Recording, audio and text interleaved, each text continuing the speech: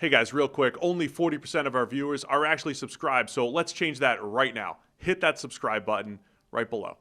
New England Patriots and Tampa Bay Bucks. This was a fun game. Patriots get the win to move to 8-2. They're 28-23 over the Bucks. Bucks fall to 6-3. New England now tied with the Colts and Broncos, as we always knew. Colts, Broncos, Patriots all tied with 8-2 records atop the AFC. It was wild. Like Baltimore with their terrible start, Buffalo, Kansas City, all dropping games that they weren't expected to, and all of a sudden the number one race is three teams, at least two of which nobody really saw coming. And this was, for New England, this was the next test. We said, okay, you beat Buffalo on Sunday Night Football, you beat up on some bad teams, which was great. Like that was an important test in a league where every week Buffalo just dropped one to Miami, right? Every week It's like, what happened? Packers lose to the Panthers. They're a confusing 10-point favorites losing, and New England took care of business all across the last 4 weeks or so, and now they go to Tampa Bay. It's a road game against a division leader in Tampa Bay, and New England, answered it. They did a great job to pull off the win. Two big tests. So it's a road game against a good opponent in Tampa Bay. Three, actually. With the Todd Bowles defense, it's going to blitz you and cause you kinds of problems. And it was raining. So three separate tests in the one game for Drake May and the offense. And again, they answered. Like early, this was not remember Drake May's been setting these historical, crazy completion percentage numbers over the course of this season. This was not one of those games. 16 of 31. And certainly early, there were a bunch of passes that seemed to come out of his hand weird. It was like, I don't know if maybe he can't throw in the rain. And then, they won largely because of explosive plays from Travion Henderson and then Kyle Williams as well. Matt Collins had one. But, Drake May made some big plays when they needed to. Yeah, he did miss some throws early on. The Kyle Williams one, that was a 72-yard touchdown. Kyle Williams' only catch in this game. Incredible throw by May. Right. He's getting hit. It was like a 15-yard handoff, put it right on his hands to catch and run, and then great speed by Kyle Williams to turn it into a 72-yarder. And then, of course, later on they get a 55-yard touchdown from Travion Henderson, and then what almost sealed the game, 69-yard touchdown from Travion Henderson. The stat that I pulled out last night from NFL Plus, the second time in NFL history that there were three rookie offensive touchdowns of 50-plus yards, whatever the cutoff was. 50. And the only other time it was just Randy Moss. On his own. Getting all three of those 50-plus yard scores on Thanksgiving, 1998. What a game. Where were you? Were you watching that game live? Thanksgiving 98, the Moss game? I remember where it was. But also on three plays. like Moss, Moss just did it on three catches. Three 50-yard plays. Yeah. And one was like a little smokescreen. Yes, it was amazing. where you just outrun the entire defense. So it took both Kyle Williams and Travion Henderson to match the Moss record. But yeah, you had been calling for that, right? A little bit more Travion, a little bit more everybody Kyle has. Williams. In particular, Travion Henderson. But everybody's been calling for this all season long. And, somebody made the point on Twitter yesterday. It's like, the 8-2 Patriots really need to, mix it up more from what they've been doing. It's like, but look, everybody from basically day one has been saying Travion Henderson is quite clearly their most explosive running back and capable of these big plays all over the place. Why is he not playing more? And even when Stevenson goes down or isn't there, it's like, let's find a way of splitting with Jennings in the backfield instead. Like, why not just give Travion Henderson by far the lion's share of the workload and watch him go off for 10.5 yards per carry?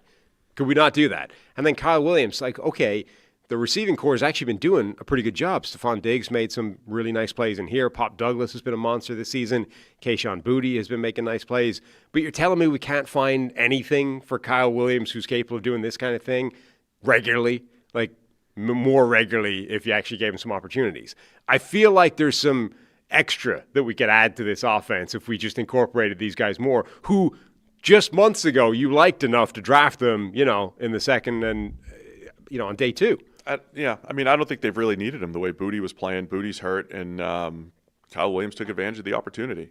Mac Hollins took advantage of the opportunity. So some interesting stuff in this game. There was the Kyle Williams touchdown. Then it's 10-7. Bucs, and you get to the end of the half. There's about 2 minutes left. The Patriots have the ball at the 1, and they essentially take a knee. I was watching, I don't want to say what I was watching, a super secret broadcast on, whatever. I was like, man, that's a bad QB. At first, I was like, that's a bad QB sneak. Yeah, they burned it down, basically. And so they purposely just did a bad sneak. It wasn't a knee, but it was a bad sneak to make sure that they didn't lose yardage, but they ran clock. Yeah.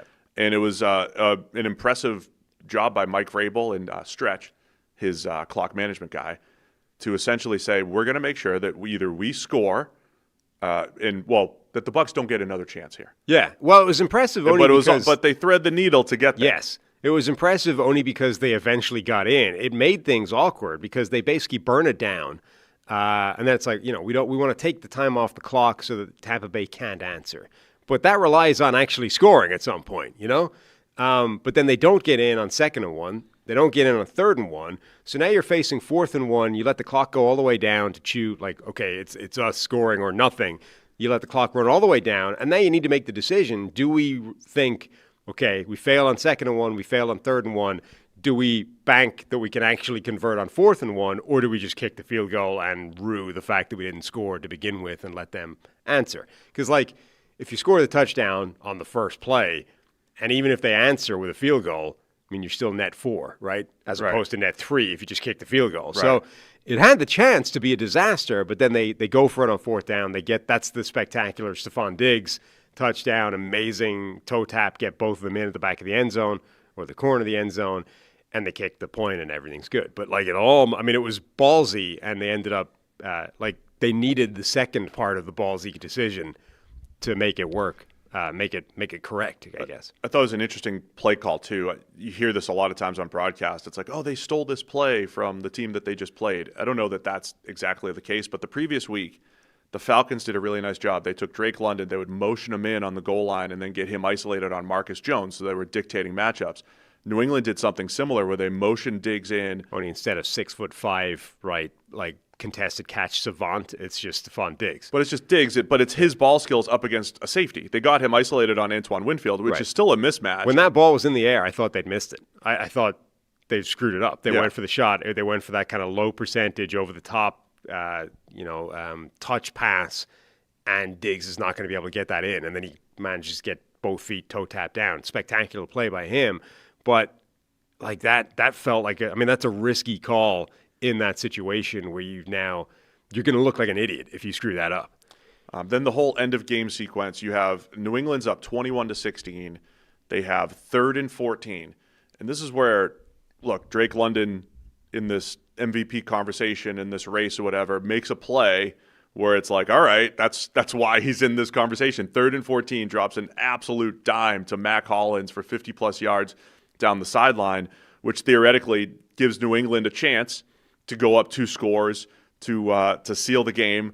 And it goes from this MVP moment to the next 3rd down, 3rd and goal, throws an interception in the end zone. Great diving pick by Tyke Smith in the end zone. So a bit of that was a game-saving play. It really was. Tyke Smith. Yeah, it really was. Then it would have been really game over, I think, effectively. So Drake goes for it was just a clutch, beautiful throw to Mac Hollins, and then just an ill-advised decision in the red zone. Obviously, they ended up getting the win, but roller coaster there, and that kept it within 5 for Tampa Bay. Yeah. But the Patriots made a huge stop. So the other play on 4th down when they were, the Bucs were driving in Patriots territory, and the Patriots defense really stepped up, and they have 3rd and 3. They hit, I think it was Otten over the middle, hit him hard to break up a pass, and then on 4th down, they come after Baker Mayfield with pressure.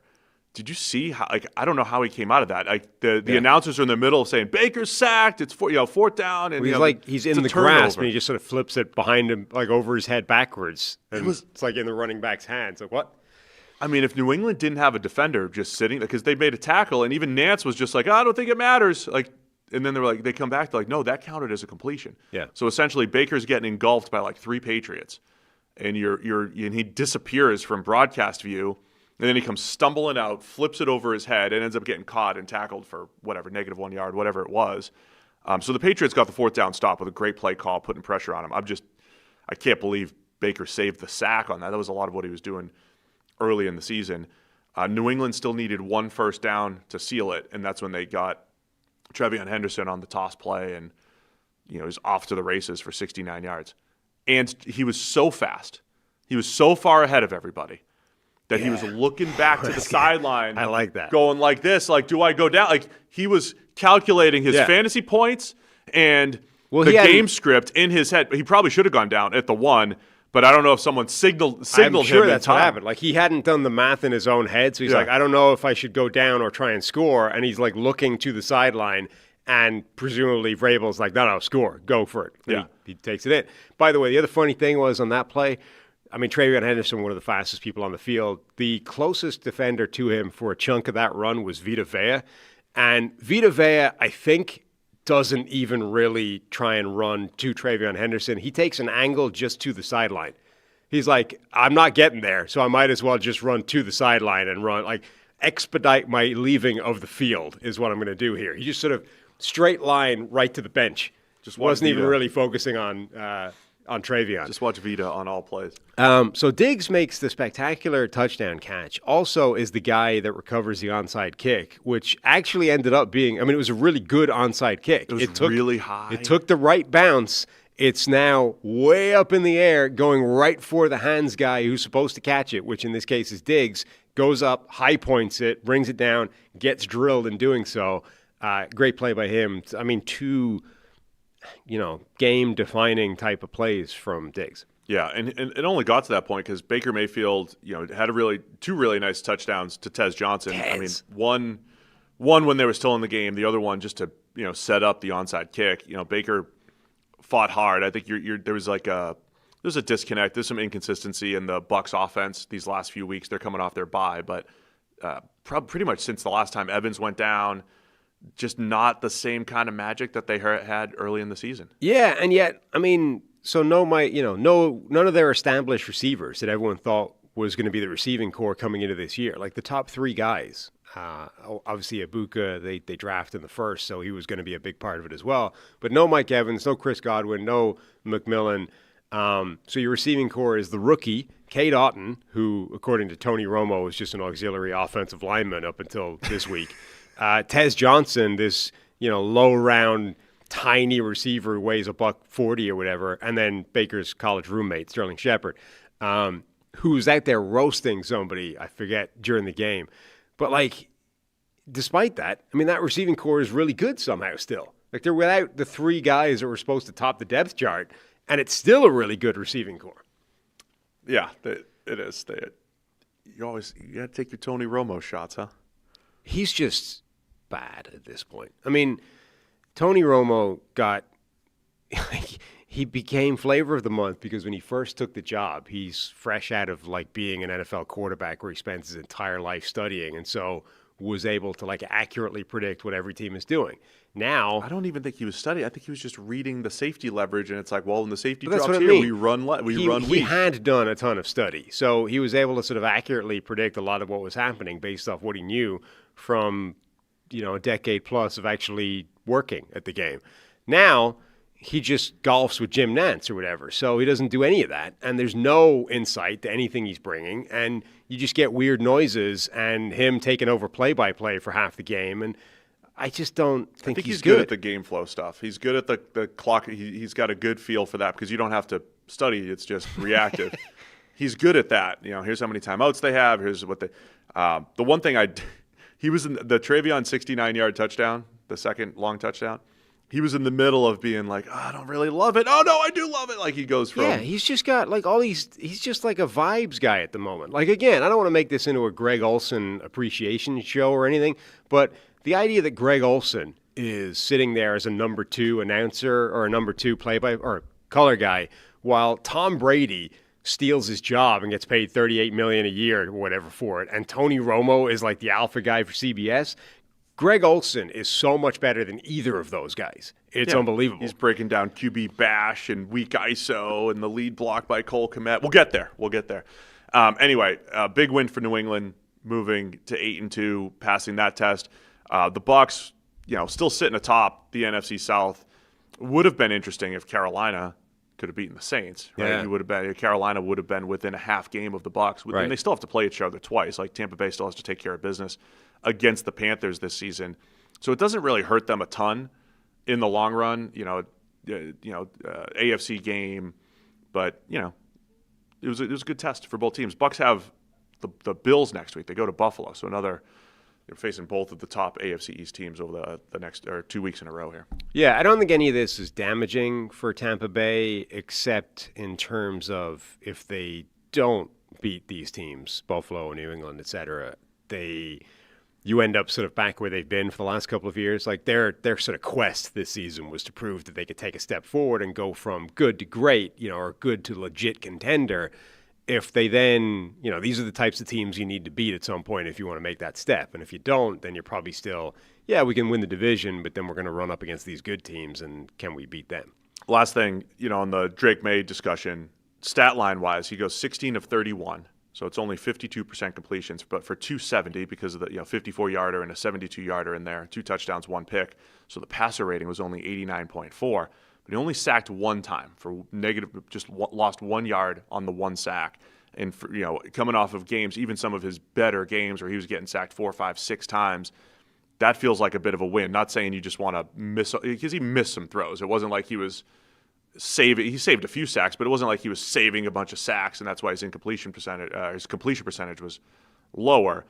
But you could easily look at the completion percentage and say, oh man, rough one for May. But he didn't take those negative plays against the Bulls defense, as you said. Yeah. So again, New England, they're doing a great job pass protecting up front. He wasn't even under pressure much. Yeah, and I'm saying, like, this is the type of game from May. Yeah, you'd rather see him hit a few more throws, but not taking the sacks, the negative plays, getting rid of the ball, and at least being decisive. That almost feels like progress compared to what we had seen over the last couple weeks in that part of his game. Mm-hmm. And then he had just some spectacular throws in there. The Mac Hollins one, he had a 3rd and 7 where he was navigating the pocket, found a receiver over the middle, and the Kyle Williams 15-yard handoff that turned into a 72-yarder. So May continues to play, I would say, at a high level for New England. And if they can get Trevion going, that's what made him special at Ohio State. The 2 long runs, they've got something there because the run game's been hit or miss throughout the season for the Patriots. Yep. Thanks for watching all the way to the end of the video. Check the Mic is live Monday, Wednesday, and Thursday, so be sure to hit subscribe so you don't miss a video. You heard the man. Subscribe.